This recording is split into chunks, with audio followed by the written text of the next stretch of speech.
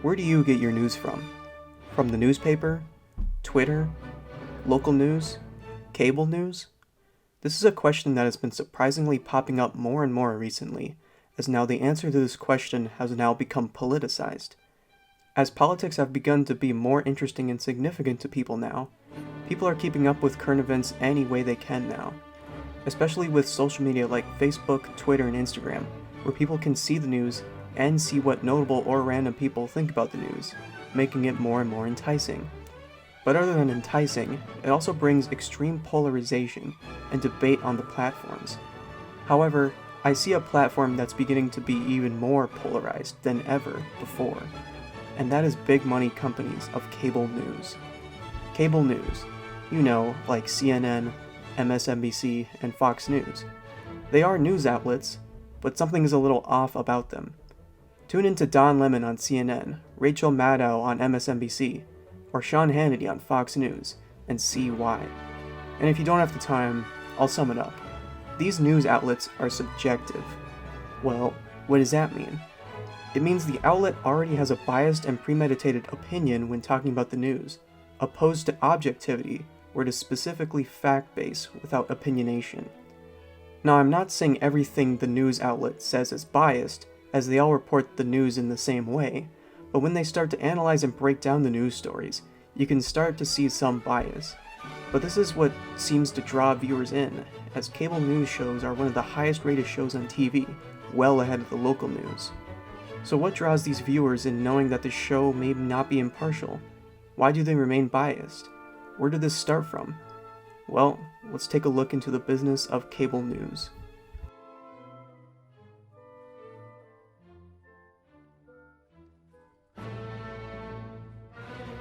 Let me start with my preliminary question. Where do you get your news? Well, let's say you're in the 1960s. Your main options are really newspapers like the New York Times, the Washington Post, or just your local newspaper. Or maybe on your 3-channel television, you'll watch Walter Cronkite on the CBS Evening News, or maybe ABC or NBC, or maybe even the radio. Life in the news world seems much more simple than the craziness we have today. Journalism seemed well alive, as the work of journalists seemed real and professional, like the investigative reporting of the Vietnam War and the Watergate scandal. Fake news was hard to come by, as party polarization was nowhere near what we see today.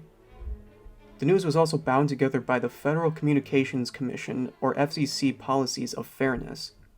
In 1949, the FCC issued a policy that required broadcasting networks to prevent both sides of a controversial issue and to do so in a manner that is honest, equitable, and balanced. However, Supreme Court cases started to pop up as broadcasters began to argue how the doctrine may be infringing on free speech. The court upheld the doctrine through these cases, but warned that if it really did restrain speech, then the doctrine's constitutionality may be up to consideration. The debate on the doctrine really started to heat up, especially among conservatives. So under the Reagan administration, the FCC voted unanimously to repeal the Fairness Doctrine in 1987, stating that the doctrine did not allow journalistic freedom and constrained speech. Congress attempted to reinstate it, but Reagan immediately vetoed. Some speculate it was at this moment that the age of TV, political polarization, and fake news began.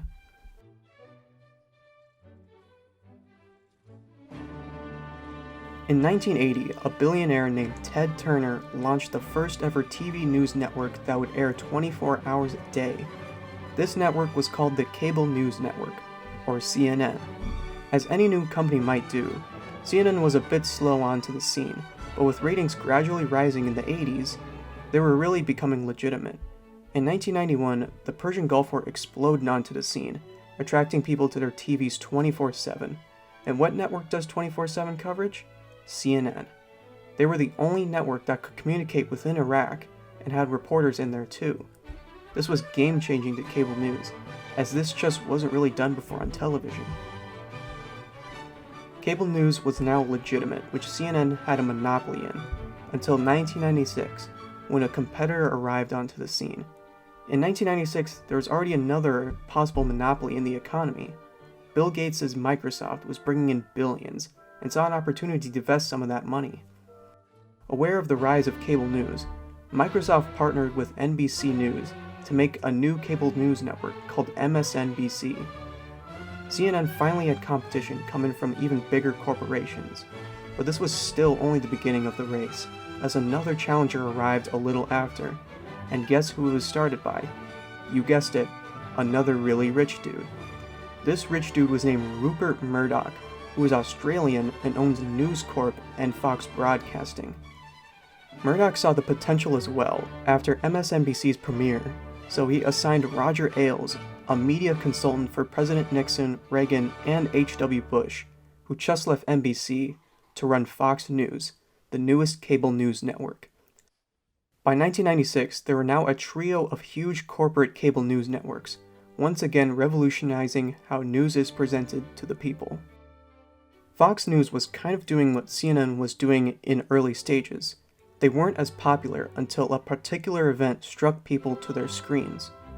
Fox News finally had their moment on September 11, 2001, when hijacked planes crashed into the World Trade Center, the Pentagon, and a field in Pennsylvania. Millions of Americans took to their television and turned on the nearest news channel as they personally watched a plane fly into a tower. Utterly terrifying. Fox News was on 9/11 24/7, never giving up a moment to analyze what just happened, who did it, and what we are going to do next. Fox showed patriotism and understood the anger of Americans, focusing on how this will never happen again and the fallen will be avenged. After 9/11, Fox News' ratings skyrocketed, becoming the most watched cable news network over CNN and MSNBC. It seemed to be at this moment where polarization and bias seemed to take off. War was breaking out in Iraq and Afghanistan, people were anxious of terrorism, and Fox News seemed to be the station where viewers could be reassured that the USA is not backing down from any fight. But this is still a little hard to see if there's bias since it's war. CNN and MSNBC were also quite patriotic and supportive on their Iraq war stances until later. The bias really showed itself when Fox News finally had to go on the attack, as they could not praise George W. Bush's administration anymore with the election of Barack Obama. Roger Ailes hated the fact a Democrat was in the Oval Office and ordered the offensive to question Obama's every move. They questioned heavily whether he was even born in the USA, deeming him a socialist and extremist, berated him for his golf outings, dissed him for wearing a tan suit, and even suggested he may be a terrorist after fist-bumping First Lady Michelle Obama. A fist bump, a pound, a terrorist fist jab? The gesture everyone seems to interpret differently. We'll show you some interesting body communication and find out what it really says. This sparked outrage in the Obama administration, as Obama would not do any interviews for Fox, suggesting they're more of a conservative talk radio instead of actual news. But that resentment only made Fox News' offensive stronger, as TV personalities like Sean Hannity, Bill O'Reilly, Laura Ingraham, Lou Dobbs, and Glenn Beck showed no room for mercy as Obama tacked on another 4 years. Viewership for Fox News only increased during the Obama administration.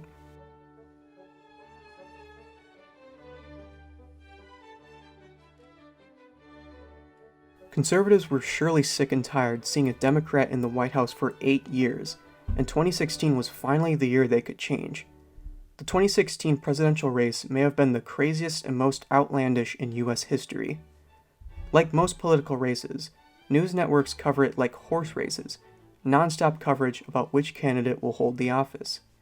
The race started to show problems, not just within Fox News, but also CNN and MSNBC. First, the Republican side. Republicans were desperately wanting to get a Republican back into office, as 10 preliminary candidates took the first debate stage, and the man that obviously stood out from the rest of them was Donald Trump. His run was seen as a joke, especially after his Trump Tower speech, but his absurd rallies were working, as he crushed his competitors in the primaries. News networks were really realizing that he's actually going to be the Republican nominee. CNN, especially, saw this as a great opportunity, as Trump was so flamboyant in his speeches that it was both entertaining and significant to the election. The cameras were on him, and only him, as much as possible, so much where they would spend an extended period of time just waiting for him to speak.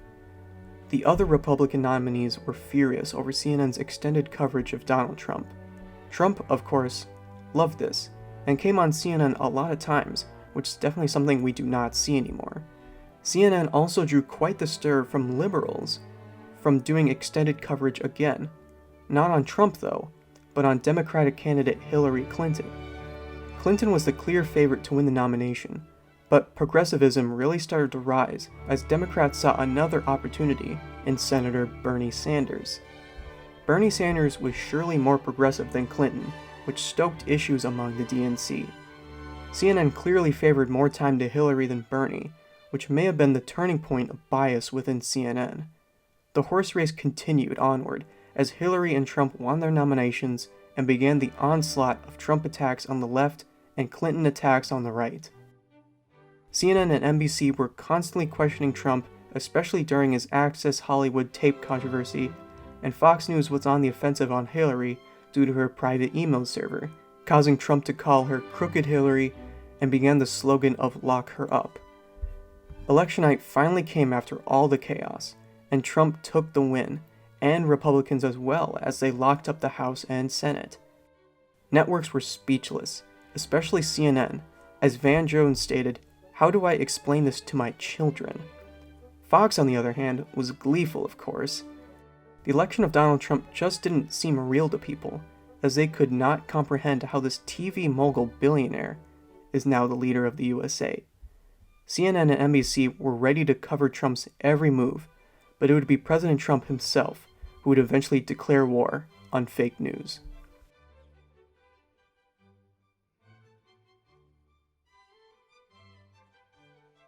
Throughout Trump's rise to power, to TV, to presidency, it seems impossible these days to not see a headline on any news outlet that mentions the president. Donald Trump definitely knows a thing or two about the limelight of television, but he would never have foreseen the onslaught the media would bring onto him as he entered the White House.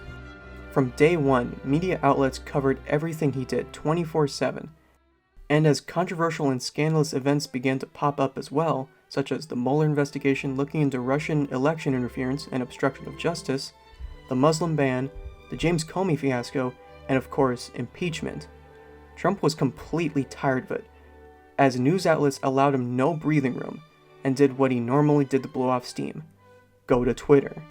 He proclaimed news outlets like CNN, NBC, the New York Times, and the Washington Post as fake news and the enemies of the people. Presidents have always had trouble with the media in the past, but this was surely the first president to proclaim the press as completely fake and the enemy. This rhetoric was then used to rally his base to ignore what the fake news says about him and to trust what he says. And this strategy is still used, especially for his campaign in this 2020 election. Even his ally, Fox News, was not immune to attacks from Trump, as even an interview or a poll done by Fox that made him look bad still infuriated him. The war between the news and the White House was now in full gear as the feud began to become hostile. The 2018 midterms were really starting to heat up as Democrats were looking to find some power within the Republican-controlled legislature.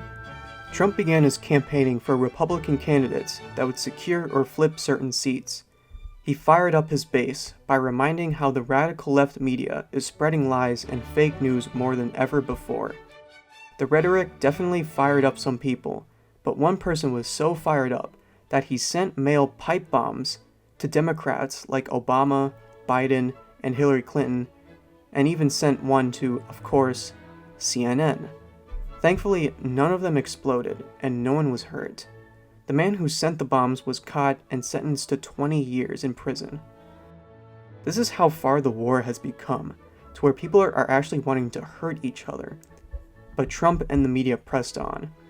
After the midterms, when Democrats took control of the House, Trump had a press interview, and Jim Acosta, a senior CNN reporter who offers Trump no slack when it comes to questions, pressed him to answer his questions, but would not yield the microphone. The White House was infuriated, and they revoked his press pass. Acosta and CNN sued the White House for infringing on First and Fifth Amendment rights. CNN eventually dropped the case, and Acosta was given back his pass under new and strict rules. This battle has become so tense that the Constitution is actually coming into play. The polarization really started to get out of hand. I pose another question. If all these outlets are just news, how do they get such high ratings? Well, there's one big factor that really drives people to their screens, and that is the primetime opinion shows. Opinion shows are pretty much shows where one person reports the news, but then analyzes it in their own opinion. This is where we really get to see what way the network leans because of the show's hosts. On CNN, you would see people like Anderson Cooper, Aaron Burnett, Chris Cuomo, and Don Lemon. On MSNBC, you would see Rachel Maddow or Chuck Todd, and on Fox News, you would see Sean Hannity, Tucker Carlson, Laura Ingraham, and others. These personalities are what drive in the ratings, as Tucker Carlson's show became the highest rated cable news show in history, with over 4 million viewers. Well, how does a cable news show get higher ratings than an average sports game? Well, it's kind of like sports. They're both entertaining. Earlier, I talked about how you could really watch only 3 channels back in the 60s and 70s to watch the news, which is a little boring. Now, people have so many options, and shows are getting closer and closer to what people personally want to see on TV, like for example, hearing their political opinions be reinforced without question, and finally people can actually do that with cable news opinion shows. Without offering a countering opinion, then people might tend to believe explicitly what the host tells them. Yes, the news shows do offer debate segments a good amount of times, but the host always has the advantage, as they are the one asking questions, they have a team to back them up, and they are prepared to counter what the dissenting person has to say. It seems like the point of these debates is to reassure that the network is being fair to the other side, but its goal is to make them look stupid essentially, driving the viewer to be even more partisan along with the network. As media evolves in our technological world, people will have more and more options to flock to, especially with the news. A show that shares your political beliefs without checks is what the people want, driving them away from the center, thus causing more polarization among the people and media.